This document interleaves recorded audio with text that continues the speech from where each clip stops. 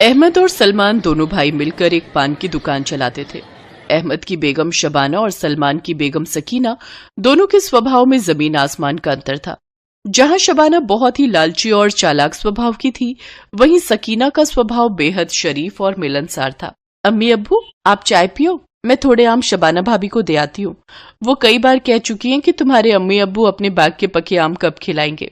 हाँ हाँ बेटी, मिल बांट कर खाना तो अच्छी आदत है। सकीना बेटी, चिंता मत करो, मैं अकरम के हाथ और आम भिजवा दूंगा। अच्छा ठीक है, अब मैं चलता हूँ। सकीना के अब्बू का एक छोटा सा बाग था। उसके अम्मी अब्बू मिलने आए तो बाग के आम ले आए। सकीना शबाना और को कुछ आम देने गई। शबाना भाभी, ये अब्बू अम्मी आम लाए थे, आप इनमें से जितने रखने हैं उतने ले लो, बाकी मैं रख लूंगी। आम कितने रसीले और स्वादिष्ट हैं। मेरा तो दिल कह रहा है मैं सारे ही रख लूं, पर तुम्हारे अम्मी अब्बू लाए हैं, कुछ तो तुम भी खा ही लो। शबाना ने चालाकी से सकीना के दिए आमों में से 15-20 आम निकाल लिए और सकीना के हिस्से में सिर्फ गिनती के 4 आम आए। पर सकीना ने शबाना को कुछ नहीं कहा। ये लो, इतने बहुत है ना तुम्हारे लिए, तुम तो कुल मिलाकर 2 ही लोग हो। चांद तो अभी बच्ची है, कितना ही आम खा पाएगी, पर मेरे अब्दुल फरहान और सबा को तो तुम जानती ही हो, आम देखते नहीं कि टूट पड़े। तभी शबाना के सब बच्चे आते हैं और सारे आम खा जाते हैं। शबाना हमेशा से ऐसा ही करती थी। जब भी घर में कोई चीज आती तो वो अपने लिए सबसे पहले निकाल लेती। दुकान एक थी, काम एक था, फिर भी सकीना को कम ही चीजें मिल पाती थी। सकीना इसमें कुछ भी नहीं कहती थी, वो फिर भी इन सब बातों में सुकून रखती थी। बकरा ईद का दिन था। कुर्बानी के बाद बकरे के मीट के 3 हिस्से करने थे। सुनो जी, सबा के अब्बू, गोश्त को बांटते समय थोड़े बढ़िया मीट के टुकड़े अलग कर दो, फिर पता चले हमारे हिस्से में कुछ आए ही ना। शबाना बेगम, अभी पहले 2 हिस्से, जिनमें से एक गरीबों के लिए, दूसरा रिश्तेदारों और पड़ोसियों के लिए तो निकालने दो। तुम तो आफत मचा देती हो। हाँ हाँ ठीक है, कर लो हिस्से, मैं कौन सा जल्दबाजी कर रही हूँ। भाभी जान, ये गरीब फकीरों का हिस्सा आप देख लो कि कैसे बांटना है। सकीना पड़ोसियों में बांटने गई हुई है। हाँ हाँ लाओ, मैं गरीब और फकीरों को बहुत अच्छे से हिस्सा बांट दूंगी। शबाना ने अपने देवर से मीट का हिस्सा, जो कि गरीब फकीरों के लिए निकाला गया था, वो ले जाकर रसोई में छुपा दिया और उन गरीब फकीरों का हिस्सा निकला ही नहीं। अरे कौन देख रहा है गरीब फकीरों को उनका हिस्सा मिला भी है या नहीं। ये तो सिर्फ मैं जानती हूँ कि उनके हिस्से का गोश्त मैं खा जाऊंगी। अरे थोड़ा सा ही तो निकाला है अपने घर के लिए, बाकी सब तो रिश्तेदारों और पड़ोसियों में ही बांट दिया। ऊपर से अब ये गरीबों के लिए भी निकाल कर रखो। पागल थोड़ी है, इतना महंगा बकरा काटा है, कुछ तो खाने को मिले। तभी सकीना आ जाती है। अरे भाभी जान, सबको बांटने के बाद भी हमारे घर के लिए काफी मीट बच गया। हाँ हाँ, वो अच्छा है ना, आराम से 2-3 दिन खा ले। सब लोग मिलकर बकरा ईद का त्योहार मनाते हैं। शबाना ने इस बार गरीबों का हिस्सा नहीं निकाला, ये बात घर में किसी को भी पता नहीं थी। सब खा पी कर बैठे ही थे कि अचानक एक भूखा गरीब चौखट पर आ जाता है। ये भूखे गरीबों को भी चैन नहीं है, नाक में दम कर रखा है। माफ करो मियाँ, जाओ, ये थोड़ी है कि आज बकरा ईद है तो तुम सबको मीठी बांटते रहेंगे, हम घर में भी तो खाएंगे। अरे भाभी, ऐसे दरवाजे पर आए किसी जरूरतमंद बेचारे को खाली हाथ नहीं लौटाना चाहिए, और आज तो वैसे भी बकरा ईद का मौका है। रुको बूढ़े बाबा, मैं आपके लिए कुछ लेकर आती हूँ। सकीना जल्दी से रसोई में जाती है और बूढ़े बाबा के लिए खाने की चीजें लेकर आती है। बूढ़े बाबा को बहुत जोरों की भूख लगी थी, वो जल्दी जल्दी सारा खाना खा लेते हैं। सकीना उन्हें पीने के लिए पानी देती है। खुश रहो बेटी, तुमने आज मुझ गरीब का पेट भरकर अल्लाह तक इस रोटी को पहुंचाया है। ये लो, बकरा ईद पर अल्लाह की तरफ से ये तोहफा समझो। बूढ़े बाबा सकीना के हाथ में एक पोटली देकर वहाँ से दुआएं देते हुए चले जाते हैं। सकीना पोटली को लेकर अंदर आ जाती है और शबाना हंसने लगती है। अरे तुम्हें नहीं पता सकीना, ये लोग तो बस बहाने ढूंढते हैं। तुमने इनको भरपेट इतने सारे पकवान खिला दिए, उन्होंने बदले में तुम्हें पोटली में, मुझे तो लगता है अल्लाह का नाम लेकर कंकड़ पत्थर भर कर दे दिए होंगे। ये लोग ऐसे ही बेवकूफ बनाते हैं, इन्हें पता होता है कि बकरे का बंटवारा हुआ होगा, क्योंकि बकरा ईद है इसलिए ये मांगने चले आते हैं। इन्हें पता है हम सबसे पहले इनका ही हिस्सा निकाल कर इन्हें देंगे। कोई बात नहीं भाभी जान, ये बेचारे गरीब भी तो ऐसे ही त्योहारों के मौके पर कुछ न कुछ लेने आते हैं, वरना हम लोग भी तो कहाँ इन लोगों को कुछ दे पाते हैं। अल्लाह ने तभी तो ऐसे पाक दिन बनाए हैं कि हम इन गरीबों की भी मदद कर सके। अब अल्लाह के नाम पर इन्होंने मुझे पोटली में कुछ भी दिया हो, मैंने तो ले लिया। ईद के मौके पर अल्लाह का तोहफा समझकर ही मैं ये कबूल कर लूंगी। इतनी बड़ी बड़ी बातें करने से पहले एक बार पोटली खोलकर तो देखो, बूढ़े मियाँ ने आखिर दिया क्या है। सकीना पोटली खोलकर देखती है तो उस पोटली में चमकते हुए कीमती हीरे भरे हुए थे। शबाना की आंखें फटी की फटी रह जाती हैं। या अल्लाह, इस पोटली में तो कीमती हीरे और मोती हैं। भाभी जान देखो, हाँ ये तो सचमुच बहुत कीमती हीरे मोती हैं। पर उस बूढ़े भिखारी के पास ये कीमती हीरे मोती कहाँ से आए? और तुम्हें क्यों देकर गए? तभी मस्जिद के मौलवी साहब आ जाते हैं। इसलिए देकर गए क्योंकि शायद वो अल्लाह के भेजे हुए फरिश्ते थे। सकीना ने आज बकरा ईद के पाक त्योहार पर उनका पेट भर के अल्लाह तक रोटी पहुंचाई। हो सकता है इस घर से आज अल्लाह के नाम का किसी गरीब का हिस्सा निकला ही ना हो, और जो गरीबों की मदद करते हैं अल्लाह उनसे बहुत खुश होते हैं। बेटी सकीना, इसे अल्लाह का तोहफा समझकर अपने पास रखो। तुम जैसे अब तक नेकी की राह पर चलती आई हो, वैसे ही हमेशा नेकी की राह पर चलती रहना। अल्लाह की रहमत तुम पर हमेशा बनी रहेगी। शबाना आज अपने ऊपर बहुत शर्मिंदा थी, पर सकीना बहुत खुश होती है क्योंकि बकरा ईद के मौके पर उसे अल्लाह की तरफ से ये बेशकीमती तोहफा जो मिला था। शबाना का मुंह जरा सा रह जाता है क्योंकि वो जानती थी कि उसने गरीब का हिस्सा न देकर अल्लाह की नजरों में बुराई ली है। शबाना समझ जाती है कि हम सबसे अपना झूठ छुपा सकते हैं, पर अल्लाह की नजर हम पर हमेशा रहती है। बकरे का बंटवारा करते समय शबाना ने गरीबों का हिस्सा जानबूझकर छुपाया था। इस गलती का एहसास उसे हो जाता है। शबाना अल्लाह से अपनी गलती के लिए माफी मांगती है और उस दिन से लालच करना छोड़ देती है। सकीना की देखा देखी वो भी अब गरीबों की मदद कर दिया करती थी।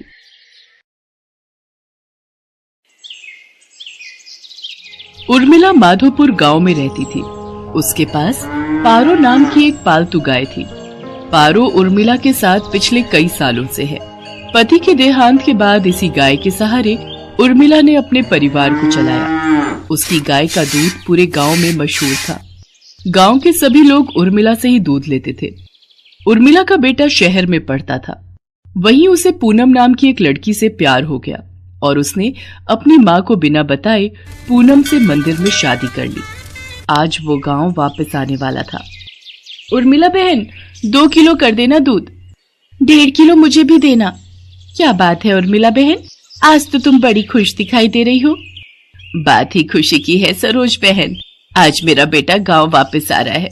बस जल्दी जल्दी काम निपटा कर उसी के लिए बढ़िया बढ़िया पकवान बनाऊंगी। पता नहीं शहर में उसे क्या खाने को मिलता होगा और क्या नहीं। अच्छा तो ये बात है, चलो बहुत बढ़िया हुआ। कब से बेटे के बिना अकेले रहते रहते तुम उदास हो गई हो। अब वो आ जाएगा तो तुम्हारे साथ काम में भी मदद कर देगा। हाँ वो तो है। अरे आ रही हूँ पारो, तू क्यों आवाज लगा रही है? मैं जानती हूँ तू भी सूरज का नाम सुनकर बहुत खुश हो रही है। रुक, मैं अभी तुझे चारा डालती हूँ, फिर तो सूरज ही तुझे खिलाएगा। उर्मिला की गाय पारो अपनी आवाज में उससे बातें कर रही थी, मानो वो भी सूरज के आने की खुशी मना रही हो। शाम के समय सूरज आ जाता है, पर अपने बेटे के साथ बहू को देखकर उर्मिला को बहुत बुरा लगता है। माँ तुम नाराज मत हो, सब कुछ बहुत जल्दबाजी में हुआ। पूनम के पिताजी की तबीयत ठीक नहीं थी और वो चाहते थे कि हम ये शादी जल्दी से जल्दी कर लें, इसलिए मैं आपको बता ही नहीं पाया। पर अब मैं आपके साथ ही रहूंगा, आप चिंता मत करो। और माँ पूनम बहुत अच्छे स्वभाव की पढ़ी लिखी लड़की है, आप एक दूसरे को आसानी से समझ जाओगे। ठीक है, देखती हूँ वो मुझे कितना समझती है। गांव के रहन सहन और शहर के रहन सहन में बहुत फर्क है बेटा। उर्मिला की तरह पूनम घर के कामकाज नहीं कर पाती थी। उसे तो घर का कोई भी काम करना नहीं आता था। सूरज, तुमने मुझे कहाँ लाकर पटक दिया है? मुझसे ये घर के काम नहीं होते। हमें शहर वापस चलना चाहिए। उस गाय का गोबर साफ करो, उसे चारा डालो, उसे नहलाओ, घर की लीपा पोती करो। ये सब करके तो बदबू के मारे मेरा बुरा हाल हो रहा है। ऊपर से तुम्हारी माँ को माँ जी का नाटक करते हुए लहसुन प्याज ही काटती रह जाओ। कैसी बातें कर रही हो पूनम? यहाँ पर सारा कामकाज बना हुआ है।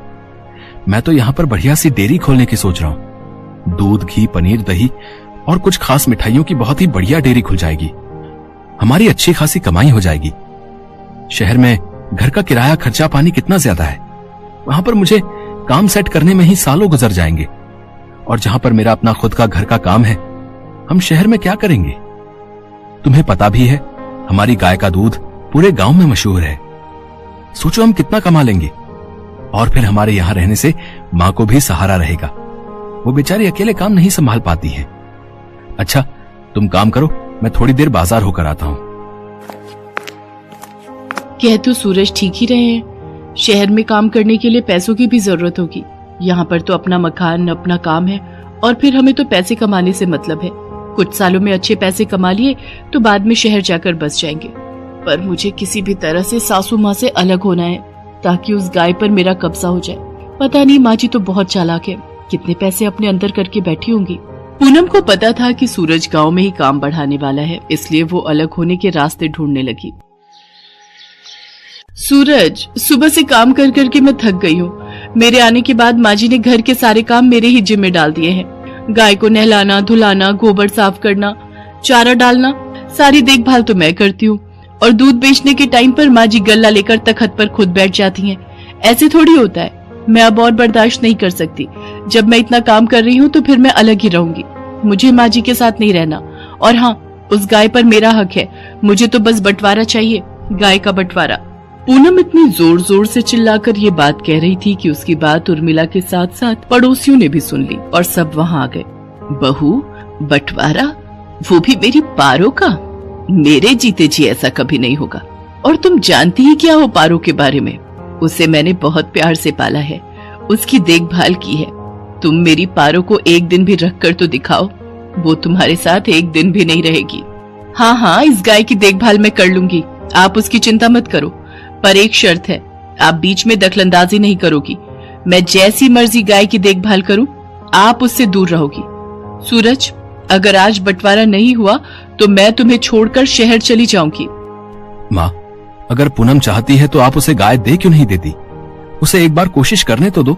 कहीं ऐसा ना हो आप दोनों के झगड़े में मेरी शादीशुदा जिंदगी खराब हो जाए। सूरज बेटा, एक माँ कभी नहीं चाहती कि उसके बच्चों का घर खराब हो। अगर बहू की यही इच्छा है तो आज से मैं अपनी पारो बहू के हवाले करती हूँ। उर्मिला बहन, इतने सालों से हम देख रहे हैं पारो को तुमने बहुत लाड प्यार से पाला है। कहीं ऐसा न हो बंटवारे के चक्कर में एक निर्दोष जानवर परेशान हो जाए। सब गांव वाले भी क्या समझाते। पूनम तो बंटवारे की जिद पर अड़ गई थी और ऐसा ही हुआ। गाय अब पूरी तरह से पूनम के हवाले थी। सूरज गांव में डेयरी खोलने की व्यवस्था के काम से शहर चला जाता है। पूनम तो आलसी थी, उसने गाय के प्रति लापरवाही दिखाना शुरू कर दिया। वो सुबह उठकर ना तो गाय का गोबर साफ करती थी, न उसे नहलाती धुलाती थी और न ही उसे समय पर चारा देती थी। इसी कारण गाय के आसपास बदबू फैलने लगी और मक्खियां, मच्छर, कीड़े मकोड़े आने लगे। गाय को समय पर चारा नहीं मिलता था, वो कमजोर हो गई।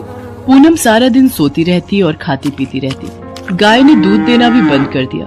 एक दिन गाय बेहोश होकर जमीन पर गिर गई। ये देखकर पूनम घबरा गई। सूरज उसी समय शहर से आया और वो भी घबरा गया। उसने उर्मिला को आवाज लगाई। उर्मिला दौड़ती हुई अपनी पारो के पास आई और बिलख बिलख कर रोने लगती है। पारो, पारो उठ, देख देख, मैं तुझे आवाज लगा रही हूँ। पूनम, पारो की देखभाल की जिम्मेदारी तुमने ली थी ना, फिर उसका ये हाल कैसे हो गया? मुझे माफ कर दो सूरज, गलती मेरी ही है। मेरे कारण पारो आज इस हालत में है। मैं सचमुच माँ जी की तरह पारो की देखभाल नहीं कर सकी। माँ जी, मुझे माफ कर दीजिए। उर्मिला दौड़कर चारे के पास जाती है और चारे को उठाकर पारो के आगे रखती है। पारो को उर्मिला के स्पर्श का एहसास होता है, वो थोड़ा सा हिलती है। ये देखकर सब खुश हो जाते हैं। उर्मिला अपने हाथों से पारो को चारा खिलाती है। पारो खुशी खुशी ढेर सारा चारा खा लेती है, मानो वो कब से उर्मिला के हाथों से ही चारा खाना चाह रही थी। पूनम को अपनी गलती का एहसास हो जाता है और वो उर्मिला से माफी मांगती है। कुछ दिनों में पारो फिर से ठीक हो जाती है। अब सूरज ने भी गांव में एक बड़ी डेयरी खोल ली थी। धीरे धीरे सब कुछ ठीक हो जाता है और दोनों सास बहू मिलकर पारो की देखभाल करने लगती है। पारो भी अब बहुत खुश थी।